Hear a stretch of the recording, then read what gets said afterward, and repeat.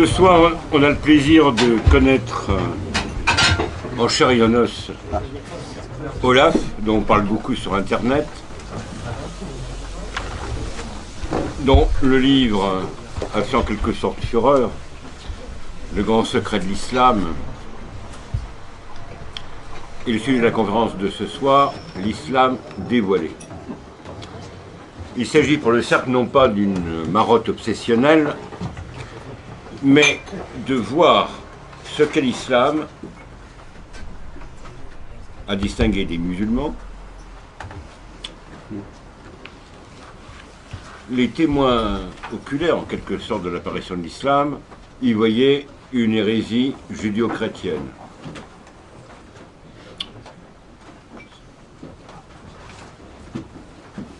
Ce qu'il y a de grave dans l'islam, c'est que c'est apparemment, on prétend, une religion.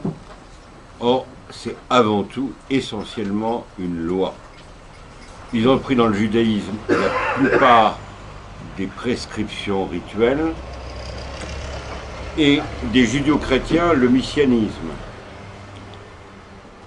Et il est intéressant d'étudier, au fond, le proto-islam et voir ce que ça donnait. Donc s'il faut avoir une compassion de charité pour les musulmans, il faut savoir que l'islam est notre ennemi. Et un grand sociologue du XXe siècle, Jules Monod, disait que ce serait le communisme du XXIe siècle. Le grand abbé de Cluny, Pierre le Vénérable, a fait traduire le Coran en latin afin de répondre aux questions pastorales aux musulmans. Je vais m'arrêter là et de toute façon le sujet est inépuisable, on reviendra dessus dans l'année. Une des graves confusions issues des textes même de Vatican II, qui sont tributaires en particulier des recherches de Corbin, qui est un intellectuel respectable, mais a confondu un peu trop le soufisme et l'islam.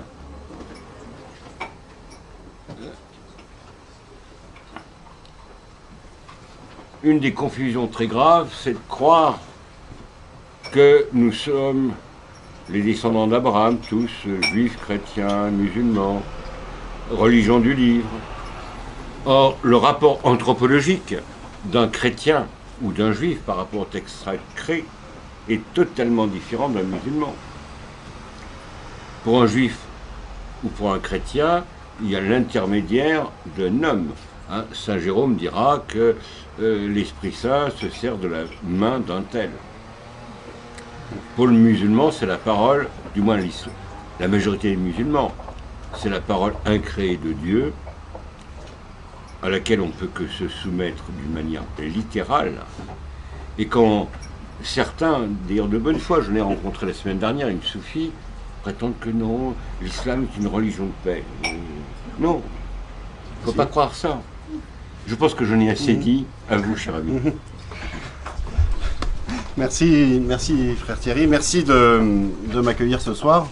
Je ne suis pas forcément d'accord à 100% avec tout ce que vous venez de dire, frère Thierry, mais c'est pas bien grave, parce que je ne sais pas si j'aurai le loisir de reprendre certaines choses.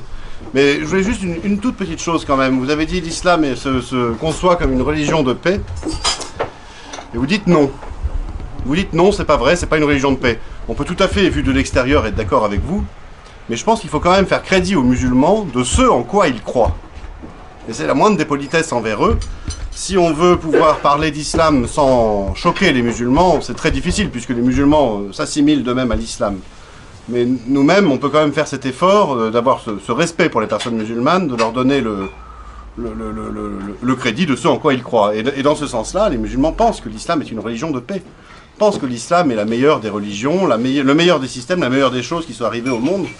Et on va voir, là, dans ce que je vais essayer de vous expliquer maintenant, que c'est l'identité, à mon sens, fondamentale de l'islam. quel que soit le musulman que vous avez en face, dans la mesure où il est croyant, qu'il s'agisse d'un soufi, d'un salafiste ou d'un chiite de telle ou telle obédience. C'est vraiment parce qu'il croit que l'islam est la solution au mal du monde, au mal qui oppresse le monde, la solution aux injustices, la solution aux oppressions, qu'il est musulman et qu'il croit dans l'islam. Alors ce soir, frère Thierry, vous m'avez demandé de parler avec comme titre pour ces discussions, l'islam dévoilé. Et effectivement, je me disais que ce serait une bonne idée de faire le lien entre le premier livre que j'ai écrit, qui est la vulgarisation de travaux de recherche, en particulier ceux du père Édouard-Marie Gallet, qui dévoile justement beaucoup de choses sur les origines de l'islam, sur ses origines à trouver dans des courants sectaires judéo-chrétiens, dans l'Antiquité tardive. Ça permet de faire le lien avec le second livre que j'ai publié il n'y a pas très longtemps, avec un autre prêtre, le père Michel Viau, qui s'appelle « La laïcité, mère porteuse de l'islam », et qui là aussi dévoile l'islam en tant qu'idéologie, en fait. Et à mon sens, on vit, alors, non pas à cause de ces deux livres, mais à cause de tout ce qui se passe dans le monde, des temps historiques de dévoilement. Vous savez que dévoilement, on n'est pas loin du sens du mot d'apocalypse. Parce qu'effectivement, du point de vue de l'islam, mais pas que, les choses se dévoilent petit à petit, en fait. La recherche historique progresse énormément sur les origines de l'islam et montre, en fait, la réalité de ce qu'a été le mouvement, on va dire, proto-musulman, primo-musulman, qui petit à petit a donné naissance à l'islam. L'histoire a progressé, enfin l'histoire s'est faite depuis quand même quelques années, quelques siècles. On a l'expérience hélas, d'autres idéologies que celle de l'islam. C'est-à-dire qu'en étudiant par exemple ce qui s'est passé pendant la Révolution française, ce qui s'est passé, je ne sais pas moi, avec les anabaptistes protestants, ce qui s'est passé avec les communistes en Russie, on a l'expérience d'autres idéologies et leur étude participe du dévoilement du caractère idéologique de l'islam. Et par ailleurs, et enfin, et ce sera la conclusion de mon propos ce soir, ce dévoilement de l'islam, alors il est intéressant pour nous non-musulmans, il nous permet de comprendre ce à quoi on a affaire, mais il est capital pour les musulmans eux-mêmes. Et du fait de ce dévoilement, davantage encore, on va dire, du fait de la mise à nu des fruits de l'islam, de ce que fait l'islam réellement dans le monde, on assiste à un ébranlement de la maison islam dans le monde entier, comme on n'a jamais vu dans toute l'histoire, en fait. Et ça, c'est une chose qu'on ignore, qu'on voit assez peu depuis la France, depuis l'Occident, où on a une vision d'un islam très conquérant du fait de l'immigration que nous accueillons. Et on ne se rend pas compte que l'islam tremble sur ses bases en terre d'islam elle-même. Alors, pour démarrer sur la recherche historique, qui participe de cette entreprise de dévoilement, il faut tout d'abord noter que dans nos pays, vous parliez du Concile Vatican II par exemple, depuis les années 60, on a tendance à prendre pour argent comptant l'histoire que l'islam raconte sur lui-même à propos de ses origines. Il y avait eu dans le passé des démarches plus critiques, vous parliez de l'abbé de Cluny par exemple, ou même, je ne sais pas moi, par exemple, j'ai retrouvé dans les archives de mon grand-père une petite brochure d'instruction aux armées. Mon grand-père était militaire et il a servi en Afrique du Nord pendant la Seconde Guerre mondiale. Et l'armée avait des brochures d'instruction qui expliquaient l'islam aux militaires pour pouvoir faire leur boulot, expliquer la sociologie musulmane et autres. Et on voit bien qu'il y avait une connaissance critique de l'histoire musulmane qu'on a complètement occultée depuis. Et donc en fait, ce qui se passe en ce moment avec la recherche, on a l'impression que c'est une révolution, un raz-de-marée qui nous tombe dessus, alors que ceux qui étaient au contact de l'islam et qui vivaient au contact de l'islam depuis quelques siècles avaient en fait une connaissance plus ou moins empirique des choses et savaient bien que, au final, l'islam n'était pas vraiment ce qu'il prétendait être. On discutait tout à l'heure avant la conférence. Au XVIIIe siècle, dans l'encyclopédie de Diderot et d'Alembert, l'islam est classé comme une branche du judaïsme, et pas comme une religion à part. Une religion en tant que telle. Et puis c'est même le mot même de religion, dont le concept de religion, qui a grandi petit à petit, enfin qui s'est développé au cours du XXe siècle, et qui fait qu'aujourd'hui on considère l'islam comme il est, alors que le mot même de religion est très trompeur. Quel est le rapport, par exemple, entre la pratique bouddhiste et, par exemple, la pratique musulmane? Est-ce qu'on dira que Lénine n'avait pas de religion, par exemple? Est-ce qu'il était un homme sans religion? Est-ce qu'un homme sans religion peut exister? Tout ça, c'est des concepts très trompeurs, et au final, avec ce mot de religion, on a tendance à mettre dans un même sac des réalités très différentes. Tout ça pour exonérer d'autres systèmes qui se veulent religieux, on va dire d'investigation un peu plus poussée sur le bien fondé des espérances qu'ils portent.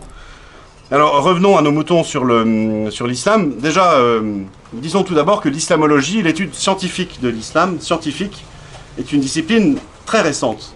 Non pas que les musulmans n'aient pas étudié eux-mêmes leur religion, mais ils l'ont fait, on va dire, sous les présupposés et sous les injonctions idéologiques, en quelque sorte, qui étaient les leurs, et qui les retiennent, en fait, de considérer, en vérité, le contenu de leur religion. La démarche scientifique vis-à-vis de l'islam, ça date à peu près du 19e siècle, avec des grandes figures. Alors, je ne vais pas vous refaire là tout un exposé sur le sujet, c'est pas le thème de ce soir. Ce que je voudrais que vous compreniez, c'est que depuis les années 1980, et particulièrement depuis les années 2000, certainement grâce à Internet, on assiste à vraiment une révolution dans ce champ d'études, avec une multiplication de découvertes sans précédent dans l'histoire. Ça vient aussi de ce que, pour la première fois, on commence à avoir un accès plus ou moins libre aux textes musulmans eux-mêmes. Par exemple, la Sira, qui est la biographie convenue de Mahomet, telle qu'elle apparaît au IXe siècle, à la suite donc de plusieurs écritures et réécritures, elle n'a été traduite en français que dans les années 2000. C'est-à-dire qu'auparavant, on l'avait en anglais, je crois, depuis le XXe siècle, mais sinon il fallait s'en remettre aux traductions ou aux explications des musulmans. De même, on a maintenant accès, grâce à l'informatique, aux textes musulmans avec des outils de recherche comme on n'en a jamais eu auparavant. On peut faire des filtres, on peut faire des recherches par mots-clés. Moi j'ai par exemple tous les hadiths Sahih, de Bukhari, Muslim et autres, dans un petit logiciel, à peu près 20 000 hadiths, ça me permet de faire des recherches qui auparavant étaient inaccessibles à quelconque savant, qu'il soit savant de l'islam ou chercheur occidental, sans y avoir passé des années de recherche, quoi. Et donc on voit que les choses avancent très très vite, et des découvertes nouvelles sont faites. Je vous dirais par exemple deux outils nouveaux intéressants qui montrent à quel point la recherche avance. Il y a, en particulier entre la France et l'Allemagne, mais surtout en Allemagne, une initiative qui s'appelle le Corpus Coranicum, qui pour la première fois s'est donné pour objectif d'éditer la première édition critique du Coran. Ça n'existe pas en fait, il n'y a jamais eu encore d'édition critique du Coran. Vous voyez comment dire, le retard qu'il y a par rapport par exemple aux études sur la Bible ou sur les évangiles. Une édition critique du texte coranique, c'est une édition qui met en rapport les manuscrits, les variantes, qui va dire que, par exemple, telle sourate, tel verset, on a telle variante, telle chose dans tel manuscrit, ou telle rature dans tel autre. Cette initiative-là, elle a mis en ligne des milliers de pages de manuscrits scannés en haute résolution, qui maintenant sont accessibles aux chercheurs. C'est-à-dire que ces manuscrits-là, ça fait que depuis maintenant une dizaine d'années, à tout casser, et c'est pour certains depuis très peu de temps, que des chercheurs y ont accès. Et on trouve des choses. On voit par exemple physiquement sur les manuscrits très anciens la preuve de réécriture, de grattage, de textes lavés et réécrits. On voit la preuve en fait d'une entreprise d'édition assez progressive, d'écriture progressive du texte coranique, qui va complètement à l'encontre de ce que le récit musulman traditionnel dit de lui-même. Dans le récit musulman traditionnel, le texte coranique serait le mot à mot de Dieu, dans le sens où il serait le mot à mot de la prédication de Mahomet. Et cette prédication aurait été apprise par cœur par les premiers musulmans, pour être mise par écrit par le troisième calife aux alentours des années 650. L'existence même de manuscrits raturés, de manuscrits qui montrent en fait des choses... qui montrent en fait que le texte a été réécrit, cette existence-là, elle ne peut pas être prise en compte par le récit musulman lui-même. On voit qu'il y a des apories, en fait, des choses que les musulmans, que le récit musulman est incapable d'accepter, de regarder en face. Et puis ce genre de choses-là, ce genre d'initiatives se multiplient. Ce site internet sur lequel on peut voir sur lequel tous les chercheurs peuvent avoir accès aux manuscrits, avec derrière toute l'initiative universitaire, ça se double par exemple d'un autre site qui s'appelle archnet.org, que certains connaissent peut-être, qui est une sorte de Wikipédia des archéologues. C'est un site dans lequel tout un chacun peut rentrer des photos de sites archéologiques, définir des sites, tout comme aujourd'hui tout un chacun peut rentrer dans l'encyclopédie Wikipédia et participer à la construction du savoir. Vous avez comme ça, sur ce site, des centaines de milliers de sites archéologiques, et en particulier, vous avez toutes les mosquées des premiers siècles. Et vous pouvez aller, comme ça, faire un travail qui auparavant, il y a 100 ans, aurait nécessité peut-être des vies de chercheurs entiers, aller vous promener de site ancien en site ancien, et en regardant les photos satellites, et en regardant les photos prises sur place, vous rendre compte de l'orientation des bâtiments, de la direction initiale de la prière musulmane, et vous rendre compte par exemple que pendant les 100 premières années de ce qu'on appelle l'islam, de ce que l'islam appelle lui-même l'islam, c'est-à-dire à peu près entre 630 et 730, vous n'avez aucune mosquée qui pointe la direction de la prière à la Mecque. Aucune. Et elle pointe toutes les directions ailleurs. C'est quand même très problématique. Comment est-ce que le récit musulman peut prendre ça en compte? Et dans cet ailleurs, le chercheur en particulier qui a fait ce travail-là, Dan Gibson, un historien spécialiste des Arabes canadiens, dans cet ailleurs, ce Dan Gibson trouve qu'il y a à peu près la moitié des directions de prière qu'il a réussi à déterminer, parce que les autres pointent différents endroits, la moitié pointe vers la ville de Petra. La ville de Petra, c'est intéressant, elle n'est jamais nommée dans les traditions musulmanes, alors que c'était la capitale de l'ancien empire nabatéen, c'est-à-dire l'empire arabe avant que l'islam n'apparaisse. Et puis comme ça, par exemple, si vous poursuivez les recherches sur le site de la Mecque, on se rend compte que les énormes travaux qu'ont conduit les Saoudiens, qui conduisent toujours actuellement, qui leur ont fait retourner tout le sous-sol de la ville depuis le début des années 2000 pour construire des immenses bâtiments, soit de prestige, soit des bâtiments d'hôtellerie pour accueillir les millions de pèlerins. Ces immenses fouilles, en fait, avec à chaque fois des commissaires spécialistes, archéologues pour diriger les travaux et faire en sorte que on fasse attention aux vestiges qu'on pourrait y retrouver. Ces immenses fouilles n'ont rien donné. On n'a rien retrouvé d'ancien à la Mecque.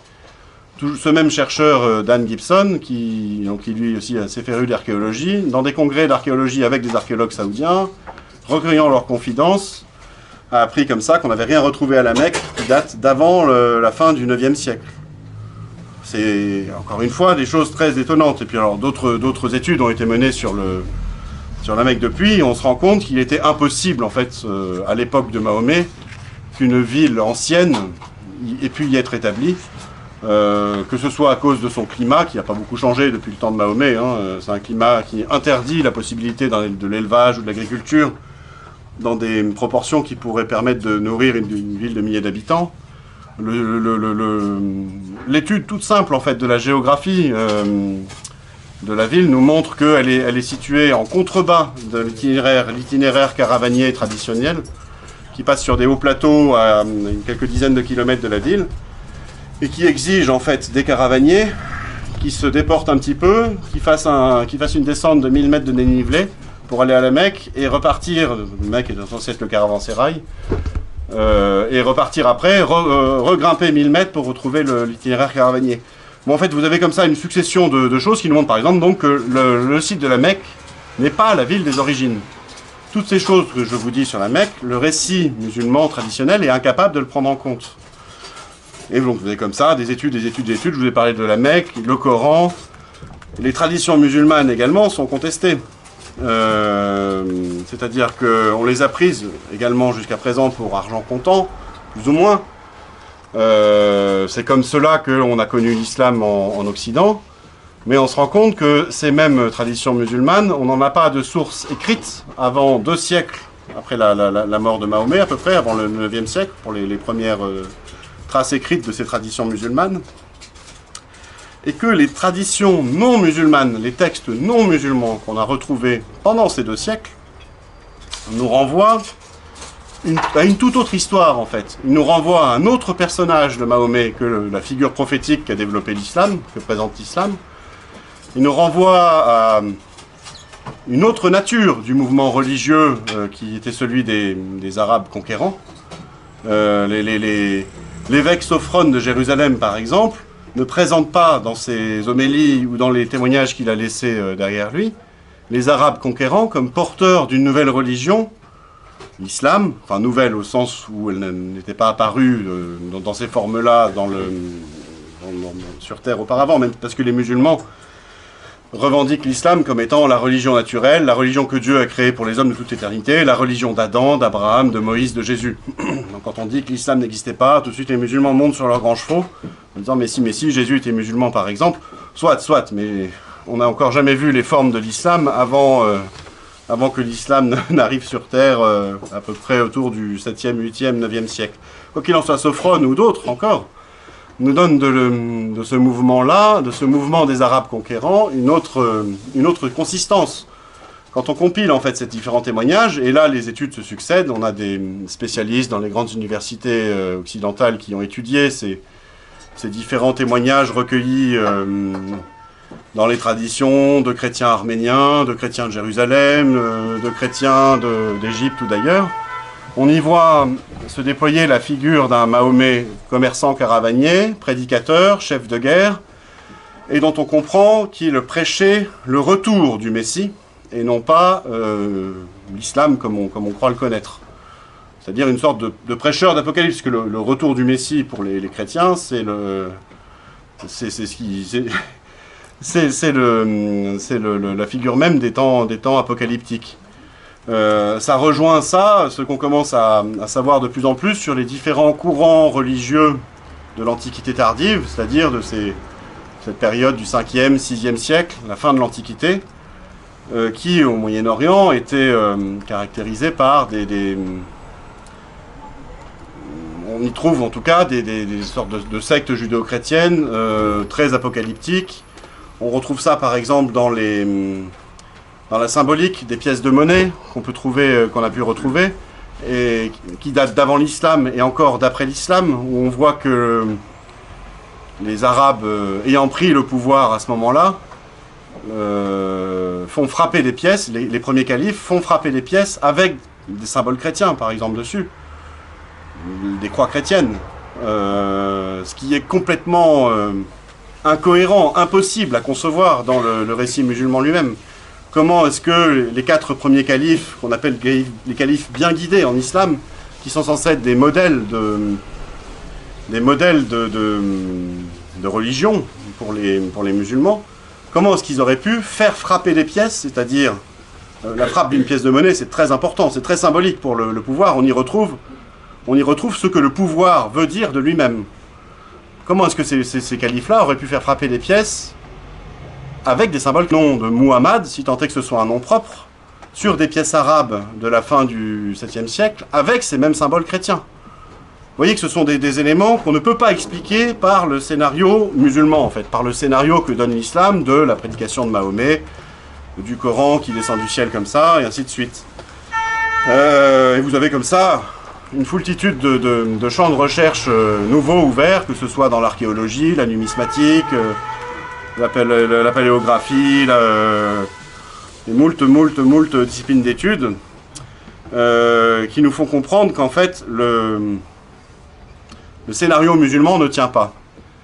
Alors moi, j'ai un autre scénario qui tient, qui est celui que le père Édouard-Marie Gallet a formulé en 2004-2005 en soutenant sa thèse « Le Messie et son prophète », qui nous explique, et qui à mon sens est enfin c'est pas qu'à mon sens, c'est pour le moment la seule hypothèse sur le marché qui prenne en compte l'ensemble de ces témoignages que par exemple le scénario musulman ne prend pas en compte, ou que d'autres scénarios de chercheurs ne prennent pas en compte. Par exemple, si vous prenez Jacqueline Chaby, qui est une grande spécialiste des origines de l'islam française, elle a des travaux de recherche très indépendants, très importants et très intéressants sur le contexte tribal de l'Arabie, mais elle va se reposer en partie sur le récit musulman en expliquant que, effectivement, le mouvement de la conquête arabe serait parti de la Mecque, chose qui est impossible, par exemple. Et donc vous voyez que son son scénario à elle ne prend pas en compte certains des éléments nouveaux qui ont été retrouvés. Là où le scénario qu'a développé le Père Gallet les prend en compte totalement. Et ce scénario, c'est celui que j'ai détaillé dans le grand secret de l'islam, il repose sur un élément que beaucoup de chercheurs ont du mal à concevoir, et que même beaucoup de personnes dans notre monde ont du mal à concevoir. Il repose sur l'idée de salut, en fait. C'est-à-dire, c'est un travail presque de théologie, puisque cette idée de salut, elle est éminemment liée, en fait, au judaïsme, et puis après ça, à la nouveauté de la prédication chrétienne. Le scénario du Père Gallet, en fait, il est d'expliquer tout simplement que l'islam provient de la prédication à des Arabes d'une secte judéo-chrétienne qui avait développé l'idée que le monde pourrait être sauvé du mal, par le retour d'un Jésus Messie chef de guerre et par l'action politique de ses suivants qui, avec Jésus à sa tête, auraient soumis le monde entier à la loi de Dieu, à la loi de Moïse en fait, pour en expulser tout mal. Le mal étant vu à ce moment-là, dans leur vision à eux, comme le fait de ne pas respecter la loi de Moïse, le fait par exemple de ne pas être juif même. Mais bon, en allant voir des Arabes et en expliquant aux Arabes qu'ils sont cousins des Juifs, ça passait à peu près, quoi. Le mal étant donc assimilé à l'autre, en tant qu'il n'était pas un membre du camp du bien. Et en fait, c'est l'idéologie qui a été inventée dans ce sens-là, par ce courant-là, en fait, que le Père Gallet fait remonter au 1er siècle. L'idéologie, au sens où on parle d'un système qui exploite la notion de salut du monde pour se donner une légitimité, pour se justifier, en fait. L'idéologie, c'est... On peut en parler aussi comme d'un millénarisme, là, ou d'un messianisme politique. Elle remonte au sens où l'a défini le Père Gallet, au sens où je pense que c'est tout à fait vrai aussi. Elle remonte en fait aux idées juives pré-chrétiennes. Il y avait un messianisme juif, il y avait chez les juifs, par leur tradition prophétique et puis par leur histoire, par la révolte des Maccabées par exemple, l'idée que Dieu sauverait les juifs, ou du moins que Dieu les libérerait de leurs ennemis. Or, la prédication chrétienne apporte des idées renversante par rapport à ça, et complètement nouvelle et avec un impact encore plus fort sur le plan psychologique. Chez les premiers chrétiens, chez les chrétiens en général même, se déploie cette idée que le monde n'est pas condamné à être sous l'emprise du mal, en général. Et là on parle du monde entier, et non plus juste de la terre d'Israël. Il y aura un moment où le monde sera complètement délivré du mal, par l'action de Jésus, par le retour de Jésus et le jugement du monde dans la foi chrétienne, mais l'idée s'est ainsi répandue. Et si vous ajoutez à l'idée juive, l'idée du messianisme juif, que Dieu le délivrerait de leurs ennemis, l'idée globale en fait, la nouveauté chez les chrétiens, elle est dans la globalité en fait, que le monde entier serait concerné par on va dire, cette délivrance du mal, vous avez en fait la recette de l'idéologie. Vous avez les ingrédients de l'idéologie, plutôt, vous mélangez ça, et vous avez l'idéologie, le messianisme politique global, qui apparaît à partir du 1er siècle, la fin du 1er siècle, qui se déploie, qui est porté par diverses sectes, dont le mouvement des judéo-nazaréens, qui transmettent ça aux Arabes, et qui explique après la conquête arabe, la prise de Jérusalem, le fait que, par exemple, les premiers chefs arabes prennent les titres de calife, ce qui étymologiquement ne veut pas dire successeur, mais veut bien dire lieutenant, lieutenant sous-entendu de Dieu sur terre, c'est-à-dire un titre messianique. Et on comprend qu'en fait, ce qui s'est passé, c'est que cette secte judéo-chrétienne a fait croire aux Arabes ce que toutes les doctrines révolutionnaires font croire aux gens, à savoir que ils étaient à part, ils avaient été choisis pour accomplir une mission particulière qui était celle de sauver le monde. Tout comme Che Guevara faisait croire ça aux Boliviens ou aux autres, qu'il a essayé ou comme Rousseau, ou comme Robespierre l'ont fait. Vous êtes choisis, Dieu vous a choisi, élevé au-dessus des autres hommes, vous constituez un camp à part, vous êtes le camp du bien, et vous allez, par votre action, sauver le monde, un monde assimilé donc au camp du mal. C'est l'idéologie en fait, hein. C'est complètement le... C'est l'idéologie au sens... dans tous les sens qu'elle a pu prendre depuis. L'introduction, je vous parlais de ce qu'on a vu au XXe siècle. Vous voyez que dès le 7e siècle, ça se déploie. Ce que dit Sophrone des Arabes qui campent à ses portes, qui campent aux portes de Jérusalem, c'est qu'ils se targuent de conquérir le monde entier. Et on voit là cette dimension globale qui s'exprime en fait. Alors cette dimension, et même cette assimilation de l'islam à un messianisme politique, à une idéologie politique, elle est capitale en fait pour comprendre ce qu'est l'islam. On passe vraiment à côté du phénomène si on dit justement que ce serait une religion, c'est-à-dire, sous-entendu pour nous occidentaux, un catholicisme comme les autres, le catholicisme des Arabes, ce qui n'a absolument rien à voir. On a avec l'islam un phénomène qui est bien plus proche du communisme, par exemple, ou de l'idéologie des conventionnels envoyés rétablir la paix civile en Vendée et ailleurs dans les années 1790. On a une idéologie qui est bien plus proche de tout ça que de ce qu'on appelle, nous, une religion, c'est-à-dire un christianisme, en fait, ou vaguement un judaïsme. Même s'il y a quand même des similarités assez fortes avec ce qu'est devenu le judaïsme après le 1er siècle. Le messianisme, il fonctionne avec on peut dire ça, il fonctionne un peu comme un mirage, en fait. Il fait miroiter aux personnes qu'il investit cette idée complètement folle que le monde pourrait être délivré du mal. Les chrétiens ont à peu près aussi cette idée-là, puisque nous aussi, on pense qu'à la fin de l'accomplissement des temps, le monde sera libéré du mal, mais on est prévenu de vouloir arracher nous-mêmes les livrets par l'enseignement du Seigneur lui-même, qui nous a bien dit que ce sera le boulot des anges, ce sera ce qui se passera à la fin des temps, et que les chrétiens n'ont pas, par leur action politique, à chercher à extirper le mal du monde.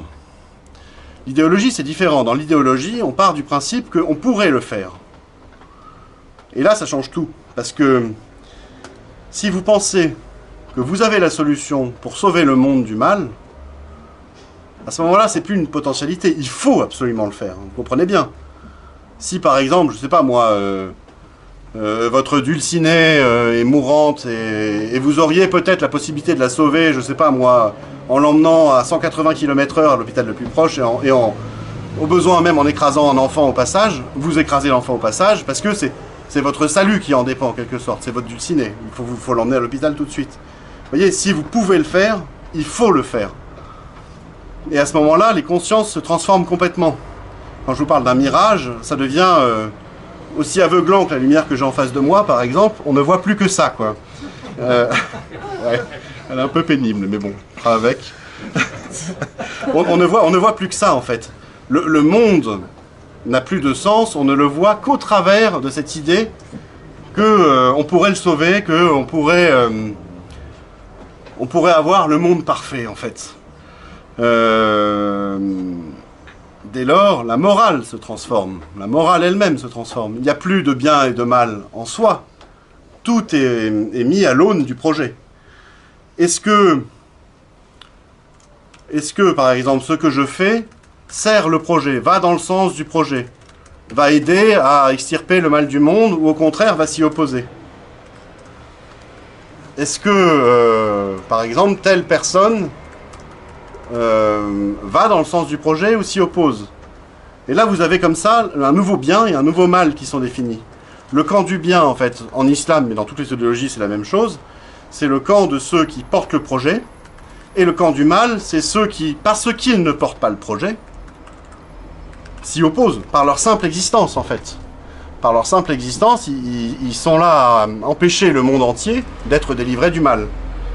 Et on voit déjà là la racine profonde de l'intolérance absolue, totale, que le camp du bien dans le monde idéologique et dans l'islam éprouve vis-à-vis du camp du mal. C'est-à-dire qu'on ne peut pas accepter l'existence du camp du mal. On peut la tolérer le temps qu'on puisse s'en débarrasser, qu'il soit converti, qu'il soit mis dans un camp ou autre chose, mais on ne peut pas l'accepter. L'intolérance est totale et absolue, en fait. Et cette intolérance, on va la retrouver dans les textes musulmans eux-mêmes. Cette caractérisation de l'islam comme une idéologie, on peut la poser comme une hypothèse de recherche, comme l'a fait le père Gallet, et c'est la seule qui jusqu'à présent explique tout le dossier historique, mais on la trouve aussi complètement dans les textes musulmans eux-mêmes. Il n'y a pas forcément besoin d'être un chercheur et d'avoir fait ce travail sur la Mecque, les pièces de monnaie, les manuscrits coraniques et autres. Il suffit d'ouvrir le Coran et on y voit la caractérisation de l'idéologie. On y voit que rien, d'une certaine façon, n'est spirituel. Tout est dans la loi, comme vous le disiez tout à l'heure, frère Thierry. On ne fait pas la distinction entre les intentions et la personne. La personne est tout entière, soit dans un camp, soit dans l'autre. On y désigne les musulmans comme étant le camp du bien, et le seul camp du bien. Si je vous cite ce verset extrêmement important et très connu du Coran, le verset 110 de la sourate 3, qui fait croire aux musulmans, qui leur dit « Vous êtes la meilleure communauté qu'on ait fait surgir pour les hommes, vous ordonnez le convenable, interdisez le blâmable et croyez en Dieu. » C'est ça qui définit, enfin c'est ça. Le messianisme musulman est bien supérieur au Coran. Le Coran est là, il est là comme une légitimation, comme une justification à ce messianisme. On n'a pas besoin d'avoir lu le Coran en tant que musulman pour être persuadé qu'on appartient au camp du bien et que l'islam est la solution à toutes les injustices, toutes les oppressions, et qu'il est ce qui sauve et sauvera le monde. Mais l'illustration que donne ce verset-là, qui est très importante, qu'on retrouve dans beaucoup de publications, par exemple de l'OCI, l'Organisation de la coopération islamique, qui regroupe les 57 pays musulmans du monde, et qu'il s'agisse de, je sais pas moi, de ces déclarations sur les droits de l'homme en islam ou d'autres, systématiquement empruntent à ce champ sémantique. On y voit que les musulmans sont définis non pas comme une communauté du bien parmi d'autres, mais comme la meilleure communauté du bien. Et pourquoi est-ce qu'ils sont la communauté du bien? Parce qu'ils ordonnent le convenable, ils ordonnent le bien donc, et qu'ils interdisent le blâmable, c'est-à-dire le mal. C'est-à-dire qu'ils ont une action politique. Le bien, ordonner le convenable et interdire le blâmable, c'est faire de la politique. C'est uniquement politique. C'est-à-dire, est-ce que j'applique la loi de Dieu ou est-ce que je ne l'applique pas? Et donc on voit très bien, là derrière, ça caractérise complètement un messianisme politique. Si on continue à regarder un peu le Coran, on y voit justement la division, elle coule de source de toute façon, de l'humanité entre camp du bien et camp du mal. À partir du moment où on a défini le camp du bien comme je viens de le faire là avec la meilleure des communautés, forcément derrière, ceux qui n'en sont pas dans la meilleure des communautés. Ils n'appliquent pas, ils n'ordonnent pas le convenable, ils n'interdisent pas le blâmable. A priori, ils seraient plutôt dans le camp du mal, et c'est exactement ce que va dire le Coran dans d'autres passages. Si je prends par exemple... voilà, le verset 21 de la sourate 24, « Ne suivez pas les pas du diable, et celui qui suit les pas du diable, alors celui-là ordonne la turpitude et le blâmable. » Vous voyez, donc quelqu'un qui n'est pas, comme ce que dit ce que disait le premier passage que je vous ai cité, qui n'est pas en train d'interdire le blâmable, il suit les pas du diable. Il fait partie du diable, il est le mal absolu, il fait partie du camp du mal. Et c'est exactement ce que un autre passage encore va nous dire. Il y a des passages comme ça, si vous avez lu le Coran, une lecture que je vous recommande à tous, vous verrez que ils sont légion ces passages. Le verset 76 de la sourate 4 nous explique que les croyants combattent dans le sentier de Dieu, et que ceux qui mécroient combattent dans le sentier du tagout. Le tagout étant les fausses divinités, la transgression, en fait, le mal, dans un sens. Eh bien, poursuit le verset, combattez les alliés du diable. Bon, mécroire, c'est être un allié du diable en soi. Vous voyez comment le monde est divisé en deux catégories, le camp du bien, le camp du mal. C'est les mêmes visions qu'on avait à la Révolution française, ceux qui servent le projet de la Révolution, les bons républicains par exemple, et tous les autres, le monde entier même. La Convention a quasiment déclaré la guerre à la terre entière, enfin la déclarant à l'Europe, c'était ça qui était en jeu. C'est la même chose chez les communistes, c'est la même chose dans toutes les idéologies.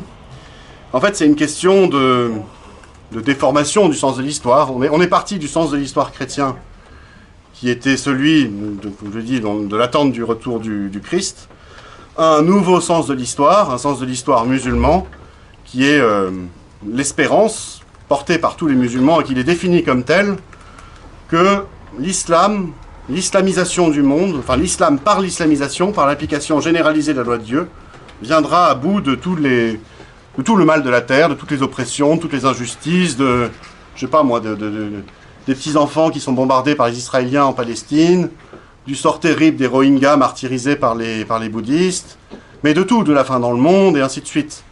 L'islam est la solution. Et c'est ça, en fait, qui a porté les Arabes à conquérir l'immense empire qui est devenu leur.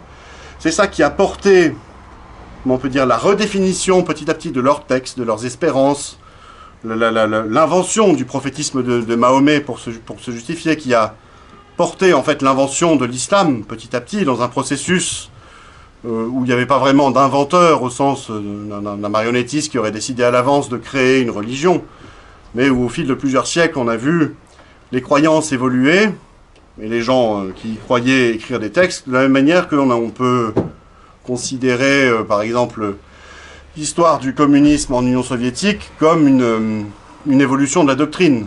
Si vous prenez Gorbatchev et Lénine, on a deux chefs communistes du Parti communiste, habitant à Moscou, régnant depuis Moscou, se réclamant tous les deux de Karl Marx, d'une certaine mesure, mais avec des idéologies complètement différentes. Et ben c'est la même chose, vous avez les conquérants arabes de l'an 630, puis vous avez l'empire musulman du 9e siècle. Au 9e siècle, vous avez la figure de Mahomet, vous avez le Coran édité, vous avez les traditions qui commencent d'apparaître. C'est la même logique que les Arabes conquérants de 630, mais l'histoire a pris... comment dire, on a changé les visages, on n'est plus dans une hérésie chrétienne assumée, enfin, on se réclame plus de la figure de Jésus comme les Arabes conquérants se réclamaient, on ne met plus de pièces sur les croix, on est devenu une religion légitimée, en fait, par ses textes, et ainsi de suite. Alors, cette religion, ce mouvement cette idéologie se déploie dans l'histoire, petit à petit, et on va dire la force de son déploiement, c'est celle de la croyance profonde que l'islam est la solution. Et cette force n'est jamais si importante que quand on a face à soi l'altérité. Que quand on a face à soi des gens qui représentent le mal eux-mêmes. Et on peut tout à fait voir dans l'histoire de la conquête arabe, puis de l'arrivée des Mongols, des Turcs, et ainsi de suite, enfin, dans l'histoire de l'islam, l'exemple même de ce que je vous explique là, on a par exemple au tout début de la conquête arabe, un empire dit musulman qui est chrétien à 95%. Il faut attendre la moitié du 8e siècle à peu près, pour commencer de voir, selon les travaux des démographes, en l'occurrence c'est Youssef Courbage, pour commencer de voir des chrétiens se convertir, devenir musulmans. Ce qui nous dit, soit dit en passant, que le corpus musulman n'avait pas encore été défini complètement au début de la conquête arabe. Ça c'est autre chose. Enfin c'est autre chose, c'est un petit point gratuit au passage. Et on voit comme ça petit à petit le monde dit islamique devenir de plus en plus musulman.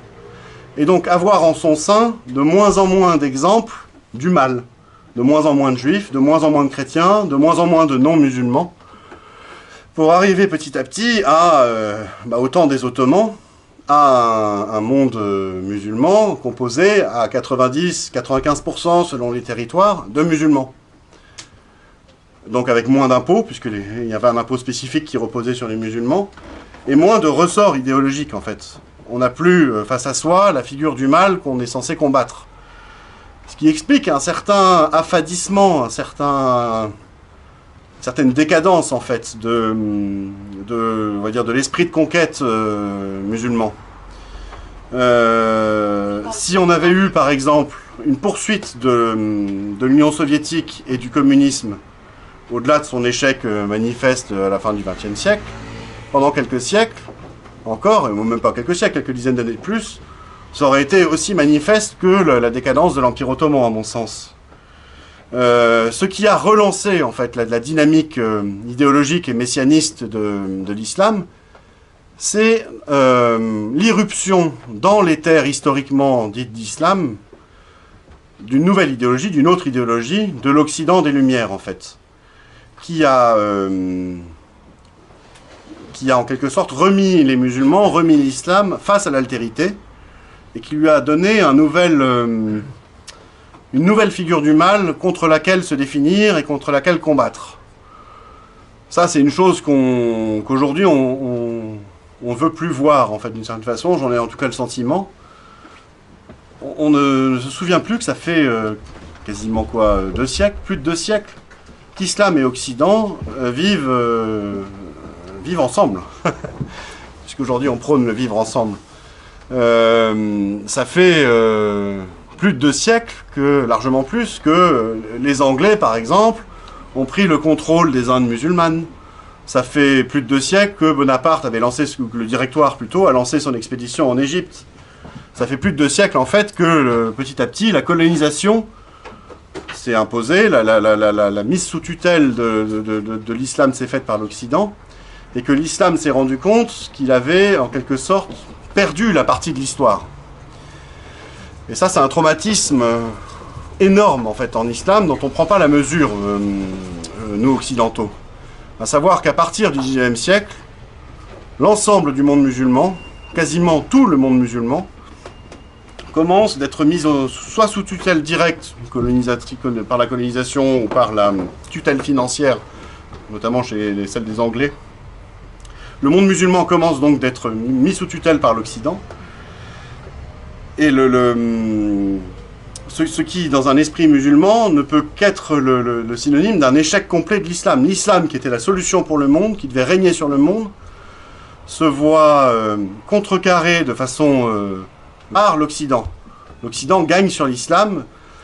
On voit par exemple aujourd'hui quelle est l'attitude des musulmans par rapport aux croisades. Elle est justifiée, cette attitude, par le fait que la croisade, c'est l'agression ultime, c'est-à-dire des Occidentaux ont eu l'outrecuidance de venir leur imposer quelques défaites pendant 2 siècles, avant de prendre la pâtée par la coalition de tous les musulmans contre eux. C'était en fait une insulte à l'islam. C'était pas des victoires militaires, ou il s'agissait pas de regarder ça sous l'angle de l'histoire et de la politique. C'était une insulte à l'islam. C'était la preuve que l'islam n'était pas le sens de l'histoire. Et là, au XIXe siècle, c'est exactement ce qui se passe en fait. Vous avez une tutelle directe par la colonisation, mais vous avez de façon bien plus importante encore, je pense, du point de vue de l'impact dans les consciences musulmanes, une diffusion des idées occidentales, des idées des Lumières en particulier, dans toutes les terres d'islam. Vous prenez par exemple l'Égypte du XIXe siècle, elle se lance sur les rails d'un développement moderne en absorbant en fait les idées des Lumières, les idées modernes, la technologie de la France en particulier, en envoyant des missions se former en France pour reformer une armée moderne, une agriculture moderne, une industrie moderne, une administration moderne par exemple. Vous avez comme en miroir l'Empire ottoman qui fait de même avec les Tanzimat, ce que fait le Mehmet Ali, le vice-roi d'Égypte en Égypte, donc ça s'appelle la Narda, la Renaissance, c'est le nom que lui ont donné les musulmans et que reprennent les historiens. Tanzimat, c'est les organisations, les réorganisations qui sont promues au sein de l'Empire ottoman, au XIXe siècle également, qui vont dans le même sens, qui prennent les idées de l'Occident, l'idée de nation par exemple, qui est reprise de la pensée des Lumières, pour réorganiser en fait un islam affaibli. Et puis vous avez comme ça tout un monde musulman qui ne sait plus vraiment qui il est, qui ne sait plus où il va en fait. Et tout ça, ça va culminer, enfin culminer. Ça va s'aggraver encore. Par exemple, dans les années 20, vous avez quelque chose, plus des 3/4 des musulmans sont sous la tutelle colonisatrice directe d'occidentaux. Et je crois j'avais fait le compte dans mon dernier bouquin là, sur la laïcité mère porteuse de l'islam, quelque chose comme 5 à 10% seulement des musulmans qui vivaient dans des pays qui n'étaient pas sous tutelle occidentale. Quand vous étiez en Égypte dans les années 20, vous pouviez y vivre exactement en tant que musulman, hein, comme en Occident. Vous pouviez aller voir les pièces de Cocteau au théâtre, elles étaient données au théâtre une semaine après qu'elles aient été présentées à Paris. Vous pouviez être au Parti communiste, vous portiez un complet veston, il y a beaucoup de femmes qui portaient plus le voile par exemple. C'est-à-dire que là, on était dans le vivre ensemble occidental complet. Et donc on voit que l'Occident, en quelque sorte, a eu une espèce de flux très très important dans les terres d'islam, qui est allé donc jusqu'à la déposition même du calife. Le calife, c'était symboliquement la grande autorité musulmane. Le calife est déposé par Mustafa Kemal Atatürk, qui est lui-même quelqu'un qui est entièrement formé aux idées occidentales. Alors, il est turc d'origine, certainement, mais tout son appareil idéologique est celui des Lumières, celui de la maçonnerie à laquelle il a appartenu très jeune dans sa vie, enfin, du mouvement des jeunes turcs qu'il a chevauché pour prendre le pouvoir finalement à la fin des années 1910, jusqu'à ce qu'il en aille, donc jusqu'à abolir le califat.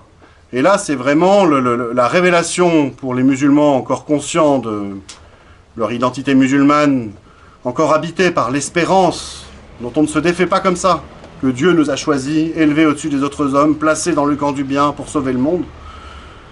C'est la réalisation que, patatras, quoi, on n'a plus rien, en fait. Et parallèlement, en fait, à ce mouvement d'occidentalisation, un reflux se fait. Les penseurs musulmans se rendent bien compte de ce que l'islam a échoué, en fait. L'islam impérial, traditionnel, hérité de la conquête arabe, des Mongols, des Ottomans et ainsi de suite, de l'histoire arabe en particulier, enfin de l'histoire islamique au global, a échoué face à l'Occident, et qu'il faut... et que si on veut que l'islam remplisse son rôle, si on veut que l'espérance musulmane aboutisse, en fait, il faut reprendre l'islam et en quelque sorte rebooter la machine, proposer un nouveau système, au-delà de l'échec de l'islam impérial et qui a mené à la fin du califat, proposer un autre système qui puisse honorer les espérances de l'islam, qui puisse les faire prévaloir, et qui soit un système à la hauteur, on va dire, du défi posé par le développement de l'Occident. Et c'est ce qui va donner lieu à la réforme de l'islam, l'aggiornamento de l'islam. Beaucoup de gens disent aujourd'hui il faut que l'islam fasse son Vatican II, son aggiornamento, sa grande réforme. Cette réforme a déjà été faite. On ne se rend pas compte en fait que l'islam a complètement changé. Entre l'islam du XVIIIe siècle et l'islam d'aujourd'hui, on n'est plus dans le même monde. L'islam traditionnel, c'est celui d'un islam, d'un système idéologique triomphant, sûr de lui-même, dominateur, pour parler comme De Gaulle par exemple, dans un monde qu'il domine complètement, un monde impérial avec un empire ottoman et, on va dire sur la partie occidentale, un empire mongol dans les Indes qui domine tout. Tout ça s'est effondré à cause de l'Occident, et la réforme de l'islam a pour but de faire réémerger des puissances musulmanes un nouveau califat à la mesure de l'adversaire formidable qu'est l'Occident des Lumières en fait. Alors cette réforme, principalement, elle a été le fait de ce qu'on appelle aujourd'hui les salafistes. Alors, principalement, quand on dit salafistes, c'est les salafistes modernistes, enfin c'est comme ça que je l'entends moi, c'est-à-dire Hassan el-Banna dans les années 20 en Égypte, les frères musulmans. On appelle également salafistes les wahhabites, c'est-à-dire les saoudiens et également les qataris, mais principalement les saoudiens, qui ont conduit aussi une réforme un peu similaire, mais démarrée auparavant, et avec le même type, le même genre de constat, à savoir l'islam a échoué à faire advenir la société parfaite, a échoué à faire prévaloir ses espérances, mais la réforme wahhabite est restée jusqu'à il y a peu, jusqu'à ces dernières dizaines d'années, principalement localisée dans la péninsule arabique, là où la réforme des salafistes, des frères musulmans, a essaimé un petit peu partout. Cette réforme, en fait, elle reprend les fondamentaux de l'islam, en disant, voilà, si l'islam a échoué dans sa logique impériale, ça ne peut pas être la faute de l'islam, puisque l'islam est le système parfait. Ça peut être que de la faute des mauvais musulmans qui ont œuvré au cours des siècles. Il faut qu'on revienne donc au cœur même de l'islam, à l'islam des débuts, l'islam fantasmé du Mahomet tel qu'il a été réécrit par l'idéologie musulmane, de ses compagnons, les salafis, ses premiers compagnons, et en revenant à l'esprit de Mahomet, à l'esprit de ses compagnons, on va, avec un effort de raison, raison de la philosophie des Lumières, adapter prendre de cet esprit-là pour l'adapter à notre temps et se lancer dans un nouveau projet. Grosso modo, c'est Ramadan aujourd'hui. Ramadan, le Tariq Ramadan, Hani Ramadan, les petits-fils d'Hassan el-Banna. C'est tout simplement en fait la prise en compte de la modernité des Occidentaux, la prise en compte par exemple du fait qu'il y ait des États, qu'il y ait des structures judiciaires, qu'il y ait des parlements, qu'il y ait toutes ces structures modernes qui ont été inventées petit à petit par le développement de l'Occident, la prise en compte de ces structures-là et leur mise au service d'un idéal musulman, de renaissance du califat, d'unification des musulmans contre l'Occident, le fait de flatter la fierté des musulmans, de bien leur montrer qu'ils sont le camp du bien, et que leur espoir, leur espérance, elle est de venir à bout du camp du mal par l'islamisation. Cette logique salafiste, elle s'étend en fait bien au-delà du salafisme lui-même. Et c'est là où il faut comprendre les choses assez finement. Beaucoup de musulmans aujourd'hui ne sont pas du tout d'accord avec les frères musulmans ou avec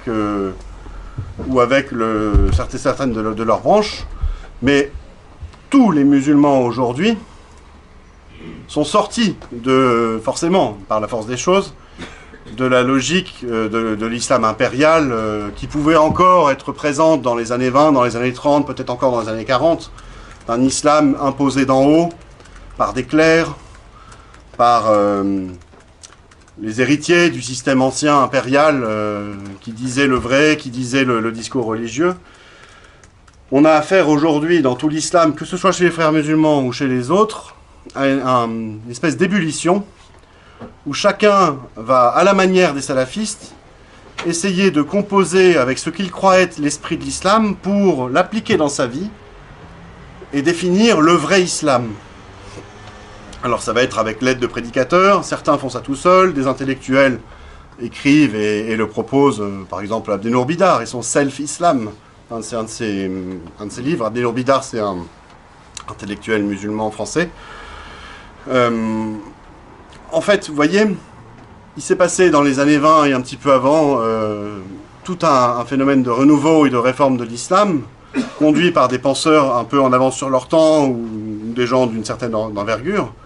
Aujourd'hui, tout un chacun, un peu à la manière de ces penseurs de cette époque-là, peut mener sa propre réforme de l'islam. Tout un chacun peut ouvrir le Coran, chose nouvelle permise par la technique occidentale. Dans l'histoire, il y avait très peu de musulmans qui avaient réellement lu le Coran. Aujourd'hui, tout un chacun peut ouvrir le Coran et se composer en quelque sorte son islam à lui. Et donc on assiste aujourd'hui à un monde musulman, on a un monde musulman aujourd'hui très difficile à appréhender. Parce qu'il y a quasiment autant d'islam possible que de musulmans. Alors bien sûr, il y a des grands courants, il y a des prédicateurs, il y a des écoles. Mais au final, cette ébullition dont je vous parle, elle est... la seule chose, en fait, le seul trait commun à tous ces musulmans, c'est que tous, en tant qu'ils sont des musulmans croyants, pensent que l'islam est la solution. Pensent que leur vrai islam va permettre de faire prévaloir le bien sur le mal et va sauver le monde, en fait. Et dans cet esprit-là, ils peuvent même accuser d'autres musulmans de ne pas être dans le vrai islam et d'appartenir même au camp du mal, quoi. Donc en fait, on en arrive aujourd'hui à une situation difficilement lisible si on ne comprend pas, on va dire, cette logique idéologique de fond. C'est un peu ce qui serait arrivé si le communisme avait continué et si on avait assisté à une multiplication de mouvements maoïstes, je ne sais pas, polpotistes, titoïstes, vous voyez, d'obédience de communistes, puis chacun serait après devenu, aurait inventé son self-communism, son communisme à lui, en cherchant à se distinguer des autres. Et là, vous avez également un autre phénomène qui rentre en ligne de compte et qui est très important pour comprendre la différence entre ce qui se passe dans les terres d'islam et ce qui se passe dans les terres non musulmanes. Je vous ai expliqué là, tout à l'heure que l'islam a besoin de l'altérité pour se développer. Enfin, il a besoin de l'altérité. Il n'est jamais si fort que quand il est face à l'altérité. effectivement, si on va regarder un peu, c'est souvent comme ça, enfin c'est comme ça dans la plupart des idéologies, on se définit comme le camp du bien, mais c'est beaucoup plus facile de définir le camp du mal pour se définir en retour soi-même comme étant le camp du bien. C'est facile de dire que l'autre a tort, plutôt que de prouver qu'on a raison.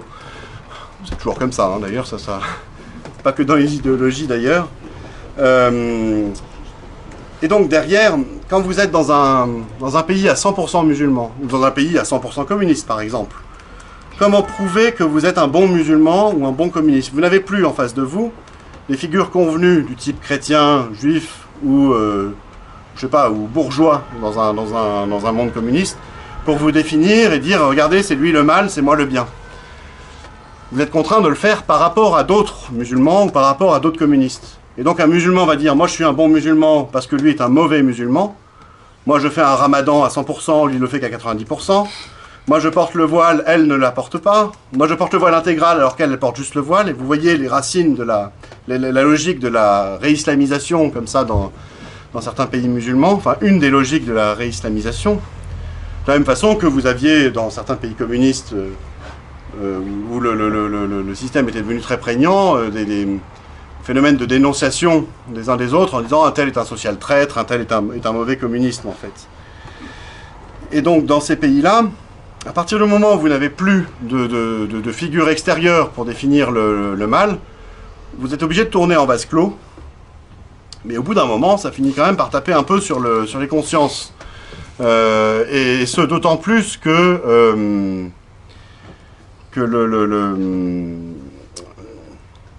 le progrès de la technique fait que les fruits de l'islam aujourd'hui sont visibles partout et de partout. Quand on était, je sais pas moi, en l'an 1000, au moment de la prise de Jérusalem par les Turcs seldjoukides, et puis de leur combat contre les Fatimides, les différents massacres n'étaient pas forcément connus des populations avoisinantes. Je sais pas moi, telle exaction de telle partie de l'armée ottomane en l'an 1515 n'était pas connue des musulmans ailleurs. Aujourd'hui, on l'a bien vu avec les guerres récentes, ce que font les djihadistes est connu de partout. Et les musulmans ayant accès par eux-mêmes au texte, ils peuvent voir que c'est l'application exacte du modèle de vie qu'on leur propose, celui de Mahomet et de ses compagnons. Ils peuvent constater que c'est exactement l'application des commandements de l'islam et se dire bah voilà, c'est ça, ce sont les fruits de l'islam. Ils ont accès aussi par eux-mêmes maintenant, les musulmans, à d'autres types de littérature. Ils ont accès à la critique de l'islam par internet. Ils ont accès également aux évangiles. Et donc quand vous mettez ça bout à bout, c'est-à-dire une certaine lassitude de l'islam qui tourne en vase clos dans les pays musulmans, le dévoilement de ce que sont certains des fruits de l'islam, vous en arrivez dans des pays musulmans à un rejet croissant de l'islam par les musulmans eux-mêmes. On le voit dans le monde entier.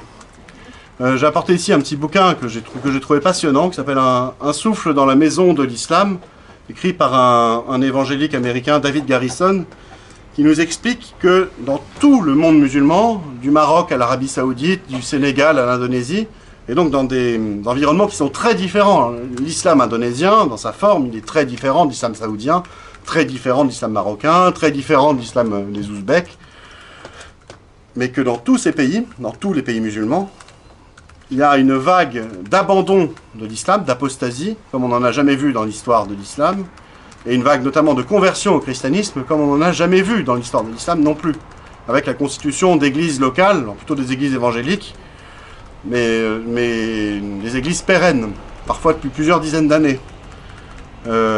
Effectivement, on en a quelques échos.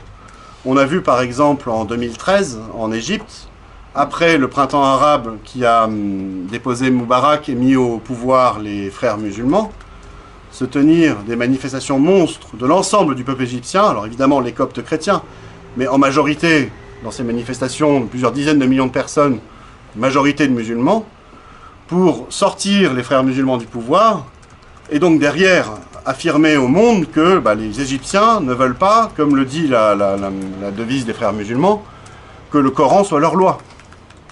Ils voulaient autre chose, puisqu'ils ont viré les frères musulmans. Les frères musulmans ont pris le pouvoir, et Morsi l'a assumé en expliquant la solution au problème. Ne vous inquiétez pas les enfants, c'est moi qui l'ai, on va appliquer l'islam, ça va bien se passer.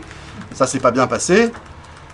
Et les Égyptiens, l'Égypte étant le pays phare de l'islam, le pays de ses grands intellectuels, le pays de l'université de Lazare par exemple, ont mis dehors les frères musulmans et ont dit au monde, bah, le Coran ne sera pas notre loi. Bon alors c'est plus compliqué que ça, évidemment, le mouvement des frères musulmans est toujours très présent, les Coptes sont persécutés, on va dire qu'ils l'ont... c'est pas la première fois, mais derrière, par bien des aspects, en fait, on sent ce souffle dans la maison de l'islam, comme l'appelle David Garrison, et on ne voit pas en quoi ça pourrait on va dire, le courant pourrait s'inverser. Les mouvements qui ont le vent en poupe dans le monde musulman, les mouvements islamiques, alors j'ai pas du tout fait le détail dans cette conférence, c'est pas le sujet, mais c'est ceux qui sont très liés aux structures mondiales, aux intérêts géopolitiques, aux grandes manœuvres de l'Occident, des grandes banques, des grands intérêts industriels, bancaires, enfin militaires, pétroliers et autres. Ça, j'ai détaillé ça dans le livre La laïcité mère porteuse de l'islam. Mais grosso modo, wahhabisme, salafisme, les fondamentalistes sont des gens qui sont appuyés par ces grands intérêts internationaux parce que ils servent ils peuvent servir ici ou là on va dire les volontés de certains qui veulent un pouvoir sans partage sur le monde. Et c'est pratique d'avoir des wahhabites et des salafistes pour ça sous la main. On leur fait jouer ce rôle-là. Le problème, c'est que les wahhabites et les salafistes qui sont, on va dire, parmi ceux qui définissent l'islam aujourd'hui, on ne peut pas vraiment les mettre en cause sur le fond d'un point de vue islamique sans mettre en danger fondamentalement l'islam. Et dans ce sens-là, quand je vous disais que le courant ne va pas s'inverser et qu'on va continuer de voir des vagues d'apostasie de musulmans, les djihadistes abominables qui ont mis l'Irak et la Syrie à feu et à sang, qui se réclamaient donc de doctrine wahhabite ou salafiste, si on commence à les mettre... On ne peut pas, en fait, du point de vue islamique, les mettre en cause. Les mettre en cause, ça reviendrait à toucher à la sacralité du texte coranique ou à la sacralité de la figure prophétique de Mahomet et de ses tout premiers compagnons, dont ils ne font qu'appliquer la conduite. Et en quelque sorte, l'islam est piégé, avec ses chiens fous. Il ne peut pas les désavouer sans se désavouer lui-même. Et donc il va continuer d'essayer de les contenir plus ou moins pour ne pas être emporté complètement par leur violence, avec des déclarations de façade de dignitaires de Lazare ou d'autres. Hein. Vous avez Vladimir Poutine qui a par exemple rassemblé, chose aussi dont on ne parle absolument pas en Occident, qui a rassemblé tous les musulmans, enfin tous les représentants de musulmans non wahhabites à l'été 2016 à Grozny en Tchétchénie, sunnites et chiites, pour condamner les wahhabites. Mais la condamnation des wahhabites, on n'a jamais pu vraiment la motiver sur un fond, on va dire, proprement religieux et islamique. L'islam, en fait, est pris au piège de ces contradictions, quoi. S'il se réforme au sens où il condamne la violence, où il fait en sorte de ne pas prêter le flanc à l'apostasie de plus en plus importante de musulmans, s'il se réforme, il s'effondre. S'il ne se réforme pas, il s'effondre aussi. Ce qui explique aussi par derrière le surraidissement de fondamentalistes qui sentent la chose leur échapper et qui serrent la vis une ultime fois en espérant pouvoir échapper à au sens de l'histoire peut-être. On voit des courants se développer, par exemple le coranisme. Dans l'islam, c'est un courant qui refuse toute la tradition musulmane et qui ne prend que le Coran. Il refuse les hadiths, il refuse le principal de la sunna en fait, et ils essayent d'appliquer le Coran sans hadith, ce qui est au final les mène à l'apostasie aussi. Enfin, pour la plupart de ceux que j'ai pu voir mener ça à terme. On voit des dirigeants musulmans très embarrassés par la chose, du type Al-Sisi, dont vous connaissez le discours à l'université de Lazare. Quand il a pris le pouvoir, je crois que c'était en 2013, et fin 2014, vers Noël 2014, il est allé tenir un discours à l'université de Lazare, qui est une des principales institutions de l'islam sunnite, en dénonçant qui est hallucinant de la part d'un dirigeant musulman, sachant que les dirigeants musulmans tirent une part de leur légitimité et de leur autorité de leur pratique de l'islam. Un dirigeant en pays musulman qui n'est pas musulman, il est, comme Mustafa Kemal, par exemple, en Turquie, en son temps, contesté par les musulmans puisqu'il n'est pas musulman, ou vous avez vu Bachar el-Assad, par exemple, mauvais musulman puisqu'alawite, fortement contesté par d'autres musulmans. Ce que disait Al-Sisi, dans la traduction que j'avais faite de son discours, voilà, il est inconcevable que l'idéologie que nous tenons pour sacrée puisse faire de l'entière communauté islamique une source d'inquiétude, de danger, de meurtre et de destruction partout dans le monde. Il est inconcevable que cette idéologie, je ne parle pas de religion mais d'idéologie, que le corpus d'idées de textes que nous avons sacralisés au cours des siècles, soit rendu au point où il est devenu très difficile de les remettre en question. Nous avons atteint un point où cette idéologie suscite l'hostilité du monde entier. Il est inconcevable que 1,6 milliard de musulmans puissent penser qu'il faille tuer la population du monde entier, soit 7 milliards de personnes, aux fins de pouvoir vivre entre eux comme ils l'entendent, dans la paix, religion de paix, dont vous parlez.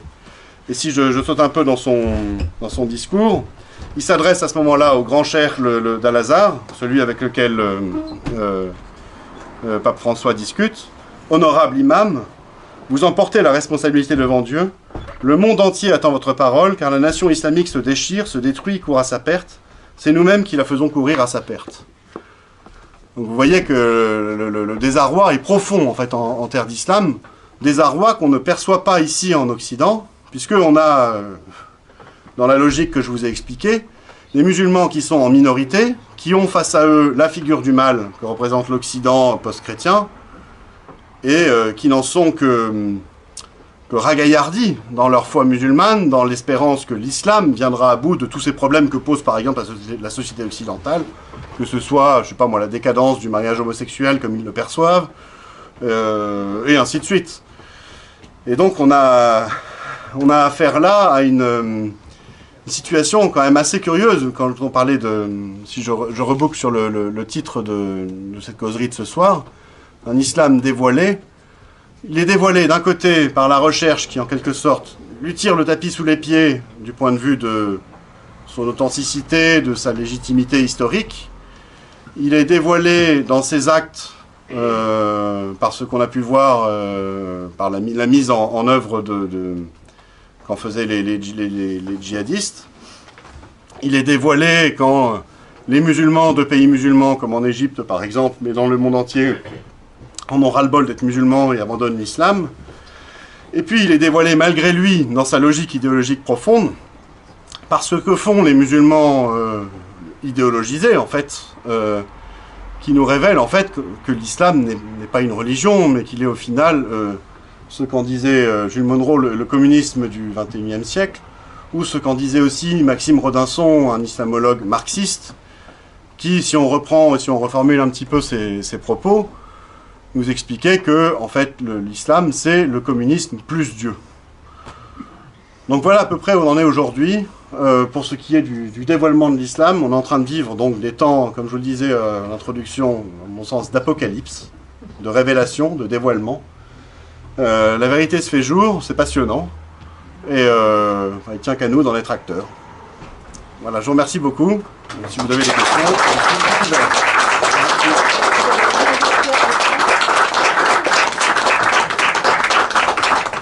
donc, s'il y a des questions, n'hésitez pas à lever la main. Voilà. Pourriez-vous nous dire ce que vous entendez par, je n'ai pas très bien compris, la laïcité, mère porteuse de l'islam? Alors, c'est une formule. Oui, oui, oui. C'est une formule qui est un peu choc pour ce livre, qui va avec la couverture, qui nous montre le Panthéon adjoint, en train d'être adjoint dans un croquis d'architecte par les minarets qui sont ceux de l'église Sainte-Sophie, la basilique Sainte-Sophie à Istanbul. La laïcité, on l'a mis avec une majuscule. Nous, on l'entend en fait comme le laïcisme. On l'a défini en opposition à ce qu'a été la laïcité chrétienne, la laïcité des rois de France en particulier. et du système de double inclusion des sphères temporelles et spirituelles, qui est celui qui découle de l'Évangile, comme les rois, le jeu entre les papes et les rois de France l'ont petit à petit fait émerger dans l'histoire. On a eu, à partir de Philippe le Bel à peu près, et jusqu'à la Révolution française, grâce à ce jeu de double inclusion, une sorte de mécanisme qui a empêché le pape de devenir roi et le roi de devenir pape, et qui a empêché les dérives totalitaires. À partir de la Révolution, on a eu affaire à des gens, l'Assemblée constituante et puis après la Convention, qui, en vertu des doctrines de Rousseau et d'autres doctrines aussi, se croyaient au-dessus de tout. On disait, nous sommes Dieu, en fait. Rousseau, de toute façon, définit l'Assemblée comme étant quasiment... comme ayant un pouvoir divin, en fait. C'est une théocratie, ce que définit Rousseau, non pas une démocratie. Et donc, derrière, le système qui est celui qui émerge, celui de la logique libérale, est un système totalitaire, en fait. Complètement totalitaire. Le système venu de Rousseau. Le système venu de Rousseau, absolument, celui que met en place la Révolution française, absolument, mais celui qu'on va retrouver aussi en place dans tous les pays occidentaux. Absolument. C'est-à-dire que, évidemment, dans notre bouquin, on a abordé le côté très français de la chose, mais aux États-Unis, c'est la même chose. Aux États-Unis, on a beau prêter serment sur la Bible, ce n'est plus l'Église qui définit les espérances collectives de la société. L'orientation générale de la société, c'est pas de faire son salut, d'aller au ciel, ou d'attendre le Christ qui va revenir juger le monde. C'est la logique libérale qui l'a dit, chacun gagne de l'argent, et par l'argent, chacun fait son salut. Non, mais ça, cette logique libérale en France, on va dire sa face spirituelle, c'est ce qu'on appelle la laïcité républicaine, qui dit aux religions, restez chez vous, occupez-vous de vos aumôneries, occupez-vous de vos cultes, enfin, occupez-vous de votre aumônerie et de votre culte, puisque c'est particulièrement le catholicisme qu'on vise là, et laissez en fait ceux qui vous contrôlent définir l'espérance collective, à savoir les lendemains qui chantent, le grand œuvre, la société parfaite qu'on va essayer de mettre en place grâce à des moyens politiques, et qui petit à petit, comme en islam, viendra à bout du mal. Et donc derrière, ce projet totalitaire, quand il tombe face à l'islam, il englobe l'islam dedans. Déjà parce qu'il est totalitaire et qu'il se sert de tout ce qu'il a sous la main. Les gens qui portent... Excusez-moi, mais c'est là où je comprends plus. Oui. On est complètement d'accord sur le projet totalitaire. D'ailleurs, c'est pas un projet, on est dedans. Oui. Mais en quoi c'est porteur de l'islam? Alors, ça se fait sur différents niveaux, c'est assez complexe. Ben oui. Il y a des niveaux très simples, très simples, qui sont du type « je suis un bon élu républicain, je me sers de l'islam dans des logiques clientélistes, électorales », ça c'est vraiment le niveau 0.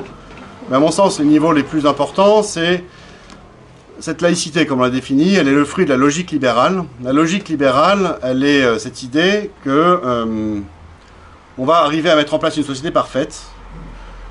Et on a essayé de le faire, ça, au cours de l'histoire depuis le XVIIIe siècle. Ça fait 200 ans qu'on essaye, 200 ans qu'on échoue.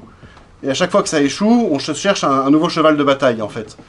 On a dit au début qu'il fallait abattre la monarchie et avoir la République, et tout irait bien, ça n'a pas marché, et ainsi de suite. Et vous avez comme ça l'économisme, le nationalisme. Et un des derniers avatars de la chose, c'est ce qu'on pourrait appeler le multiculturalisme.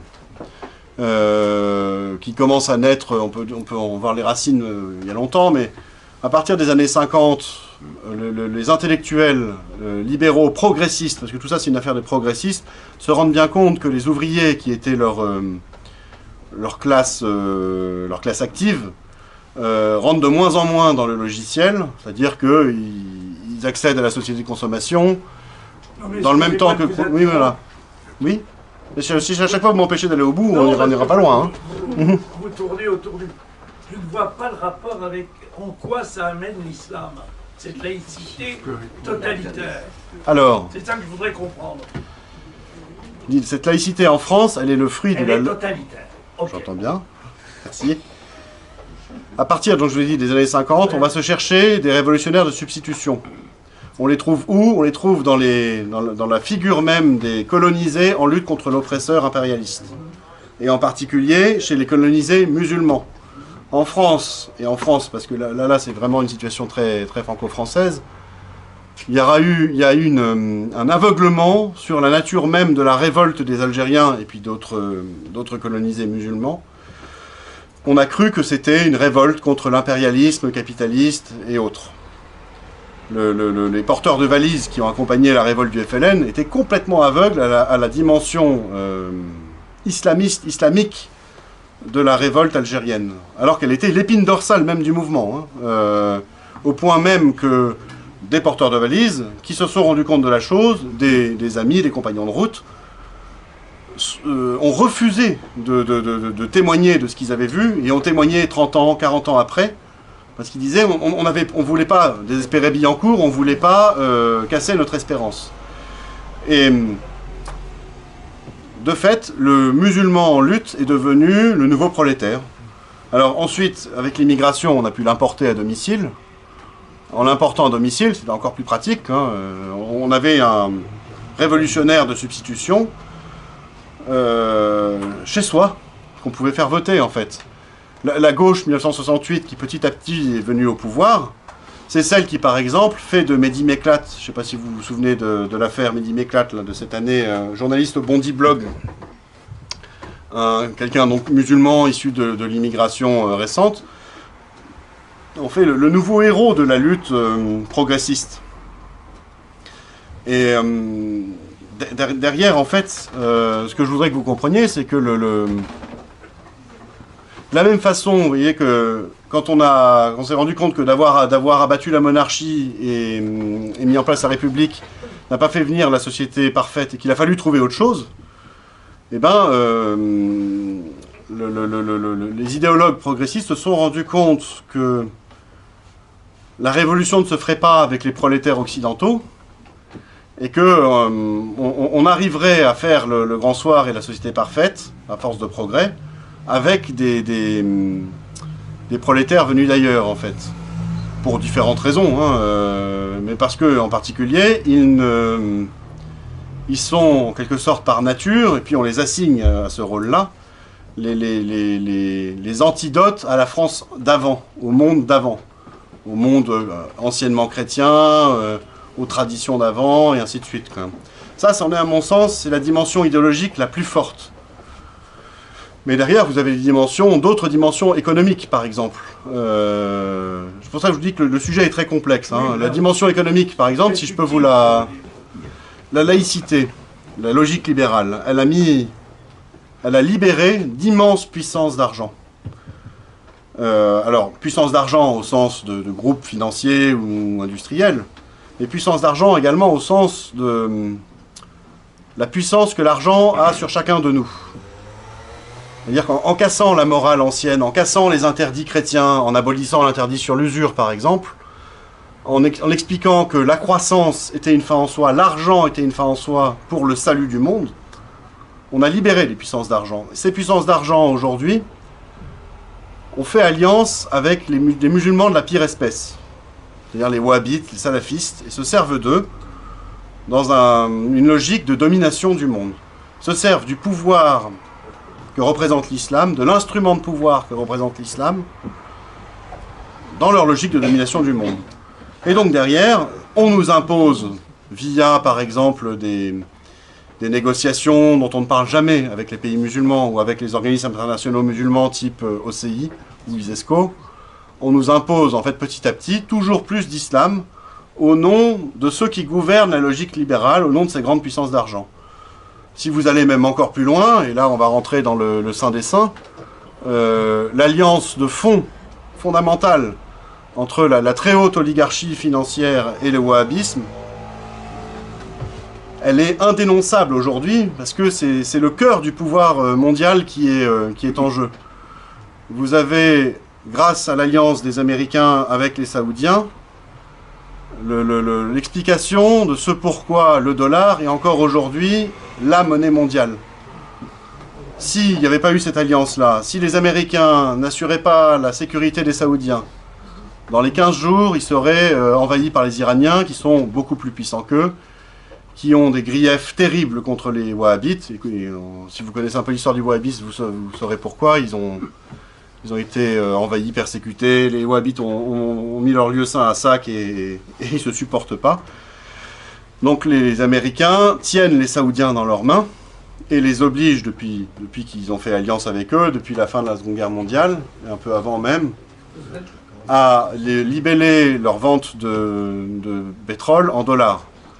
Les Saoudiens étant parmi les premiers, quasiment le premier, alors ça dépend maintenant que les Russes sont dans la partie, c'est à nuancer, mais ont longtemps été les premiers producteurs de pétrole. Donc si les Saoudiens facturent en dollars, l'OPEP facture en dollars. Si l'OPEP facture en dollars, tout le pétrole est facturé en dollars. Si tout le pétrole est facturé en dollars, tout le commerce international est facturé en dollars. Et à ce moment-là, le dollar devient la monnaie de réserve internationale. Enfin, on va dire, son statut tel que défini par les accords de Bretton Woods est renforcé. Et derrière, qui profite de ce que le dollar est la monnaie mondiale? Qui crée le dollar? Et là, si vous répondez à cette question, bah, vous avez compris qui dirige le monde, quoi. Et donc vous avez compris aussi que cette alliance, elle est entre, on va dire, nos vrais maîtres financiers et les pires variantes de l'islam, elle est consubstantielle de l'un. Enfin, ils ont absolument besoin l'un de l'autre, en fait. Et dernière question. Comment ça se fait que je trouve que ce que vous venez de dire est très très intéressant. Et comment ça se fait qu'on ne lit jamais et qu'on n'entend jamais ce que vous venez de dire? Ah bah... C'est bien payé, hein. Il n'y a plus de liberté. Bah, comment vous dire, moi je suis quelqu'un de relativement indépendant, vous voyez, j'ai pas un très haut poste dans l'administration, je suis pas un grand dirigeant d'entreprise, je suis pas dépendant de structures bancaires, je suis pas dans une maçonnerie quelconque, bon... Vous avez parlé de l'islam un peu comme un millénarisme du XVIIIe siècle. Oui. Ne trouvez-vous pas qu'il y a une convergence entre le millénarisme chrétien, issu du Joachim de Flore, qui finalement, comme a dit le père de Lubac, est derrière tous les mouvements révolutionnaires, qu'ils soient libéraux ou autres, enfin peu importe, et le millénarisme musulman qui serait dans l'ADN, enfin, de l'islam qui serait dans l'ADN, et qui expliquerait cette espèce de croyance à un monde réconcilié, l'islam est la solution, le libéralisme est la solution, enfin chacun a sa petite solution en poche, et finalement c'est l'alliance des millénarismes qui est le contraire, enfin semble-t-il, de ce que nous devons faire, nous chrétiens, assurer notre salut sur terre, sans penser qu'on est réconcilié au départ. Il faut d'abord payer notre personne avant d'être réconcilié. Donc il y a quand même un aspect très millénariste dans tout ça. Ah, complètement. Pour moi, l'islam est depuis le début un millénarisme. Non, mais chez les chrétiens, enfin, issus du monde chrétien aussi. Et si je reprends les travaux du Père Gallet, ces idées millénaristes, elles sont arrivées aux Arabes par le truchement d'une secte judéo-chrétienne. Et ces idées-là, elles proviennent de la transformation de la pensée juive messianiste, des pré-chrétiennes, par la pensée chrétienne elle-même. Et c'est à peu près le même schéma qu'on retrouve dans la pensée d'autres millénaristes. Si on prend ceux des Lumières, par exemple, vous avez des gens pétris de pensée chrétienne, comme Rousseau, citoyen de Genève,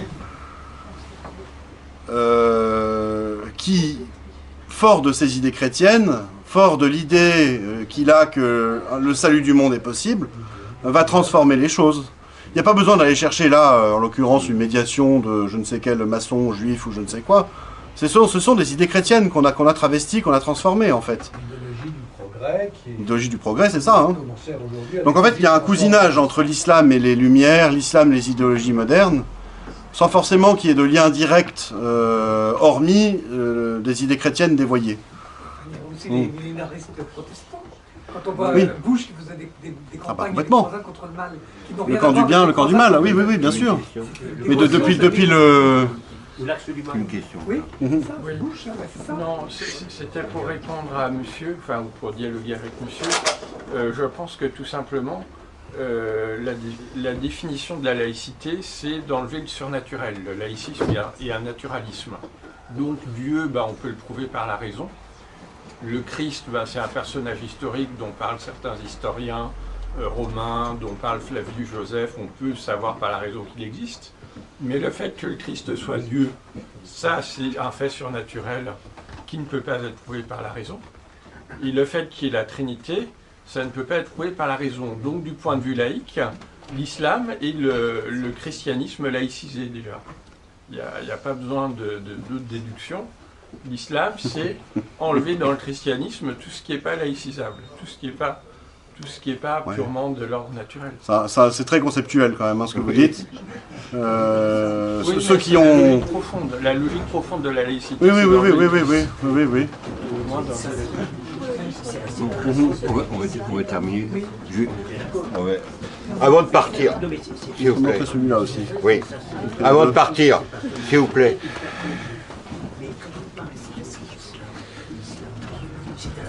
Je vous invite à venir voir le conférencier et vous faire dédicacer un ou l'autre livre, ou les deux. Donc, le grand secret de l'islam.